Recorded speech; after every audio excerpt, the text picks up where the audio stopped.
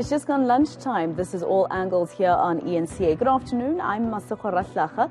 It is that time of the day when we give you an update on how far some of the stories we've been following for you on Channel Today have advanced. Here's your lunchtime update. We've got our reporters who have been out and about bringing us the latest news on our top stories.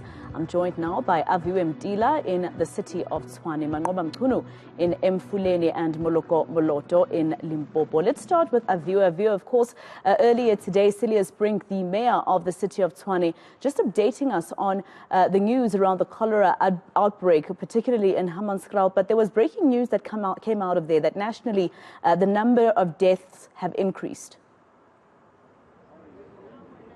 Indeed, Maseko, 2 more deaths in the Northwest Province. A 38-year-old gentleman as well as a 68-year-old gentleman have succumbed to cholera. That now takes the number up to 26 deaths of cholera, 23 reported in Hammanskraal, as that one fatality in the Free State Province. When you zoom into Hammanskraal, you'll be told that the source of the outbreak itself is still undetected, but they're ruling out the Rooiwal water treatment plant, which supplies the area of water. This is actually quite peculiar, myself. I tell you why, because I was in Hammanskraal a bit earlier on, in Themba more specifically, where I was shown disgusting videos. Sewage, in fact, that is seeping out of the taps. One lady was, as she was about to do her hand washing, the water that came out of the taps had sewage on, and she showed me the videos that she then took over the weekend. But we'll be told by the mayor that that's a bigger issue of the water that's been supplied to the area being inadequate for the last 2 decades. But the samples that were taken from the Rooiwal water treatment plant itself had no cholera samples from them. But in fact, they're saying now they're roping in institutes such as the CSIR to come and help dictate the exact source. But there are, of course, also concerns around the water tankers that are crisscrossing, the Hammanskraal. There are allegations of those that are selling water to the residents, and the mayor being quite firm that, in fact, this needs to be given out for free, and it needs to actually be supplied, like a permit has to be supplied by the people from these specific water tankers. But let's just take a listen to the city of Tshwane mayor as he explains just the issues around the sources of the cholera outbreak and what needs to happen going forward. We've called in the assistance of the CSIR. The acting COO also mentioned other institutions, including the Water Institute of South Africa, and there was another, the medical MRC is on board. MRC, the Medical Research Institute, Medical Research Council. So the important point is not simply to give up, because if cases are rising, then we obviously haven't determined the source, and we must check whatever expertise. Somebody said to me, well, you live in the city with the most research institutes in the country, and we are determined to tap into that resource and to have them assist us to say, this is what you're doing right, this is what you're doing wrong, this is where we can help correlate results. We're certainly not giving up. Let me just also say that water is one possible source. So drinking water from streams, baptizing or swimming in natural water sources, which is very common in our communities. It's not a way out thing. It happens every day. The handling of food, and this was raised sharply by the Hammanskraal ward councillors to say, you've got so many informal food stalls around Themba and various other parts of Hammanskraal. Moloko, or rather Manqoba, let's come to you. Of course, our other problems in South Africa don't only end with this deadly cholera outbreak that has now reached the northwest. You're at a community in Mfuleni where rolling blackouts have resulted in some of those community members not actually getting their power back. How long have they been experiencing this? Well, Maseko, the residents saying that this is an ongoing issue. In fact, to understand that it's now been 3 weeks of having prolonged power cuts in the area, and the residents are telling us, Maseko, that they spend about 20 hours a day without electricity. When it does come back, it only comes back for about 10 minutes or 15 minutes, and then after then, the lights will then switch off, the power will then go off, and it's something that has really left these residents residents frustrated. Of course, they've been protesting since the early hours of this morning. It's not the first protest that is being held by these residents. They've been protesting over the past few weeks, demanding an audience with Mfuleni municipality, which they say is deliberately sabotaging them as far as the power is concerned. They say that the issues are possibly fixable, but it's Mfuleni that is not fixing some of these problems. And of course, the residents have been out on the streets today. Masego, I'm just going to step out of shot just to show you they have blockaded the main road leading to Vereeniging, that is the R82. And it's two communities that are protesting, the community of Resteval as well as the community of Roshki, which are communities that say they've been experiencing these power outages. And of course, they're saying that they're not going to stop their protest up until the mayor comes and addresses them.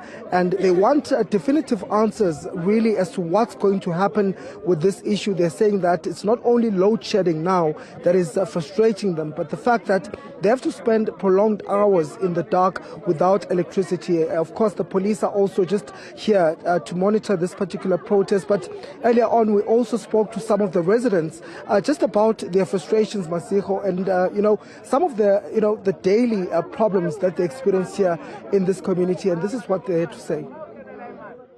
Huge problem, or the main problem, is every time after load shedding, our electricity trips. And we've always been given excuses of there's a cable issue or there's always an issue at the substation. But when we sent out complaints, they come out and within 15 minutes, the guys come and switch on the electricity. Minorities are not being represented. As minorities are taking us for granted.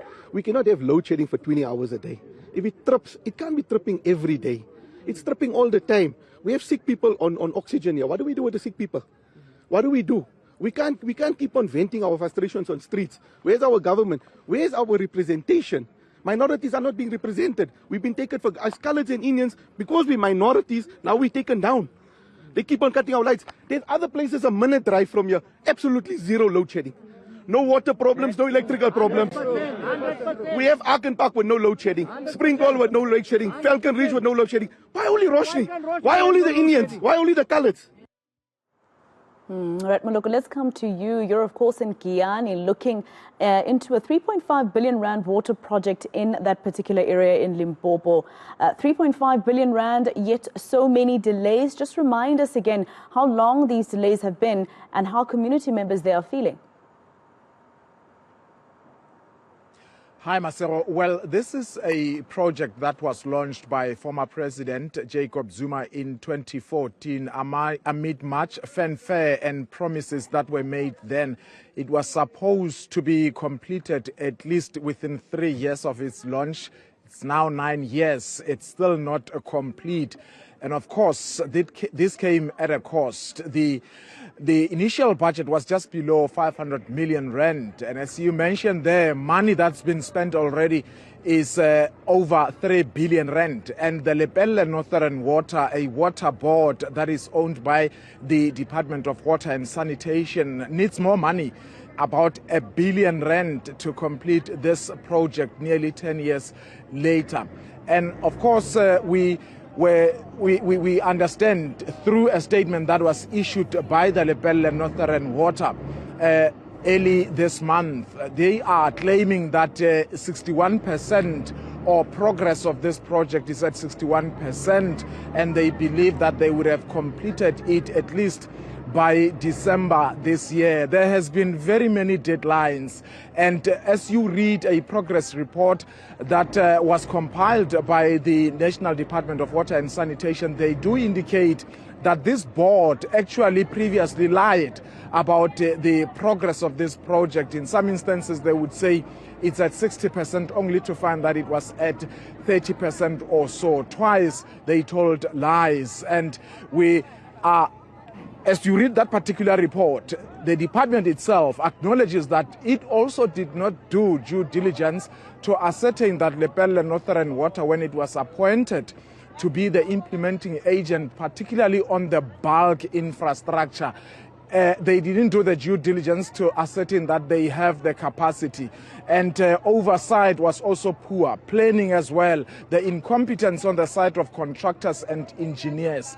We understand that they are saying now by the end of this year, they would have completed. Now, what is happening is that on the other side, in the villages, particularly all these 55 villages, of the 55, the Mopani district municipality is saying they are implementing reticulation. This is the laying of pipes in villages. They say they are installing the standpipes inside the yards, doing yards connections.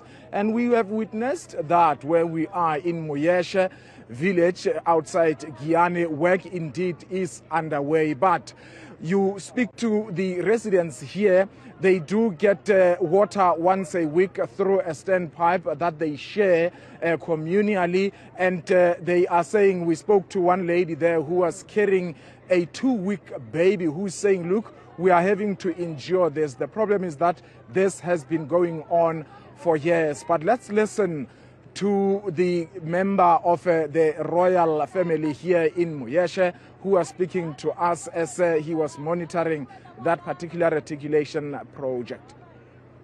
See that yes, so many money has spent and without water, but now nothing I can do, because I see now it is a right thing that they are doing now, because we see that progress is going forward so that our people can get water.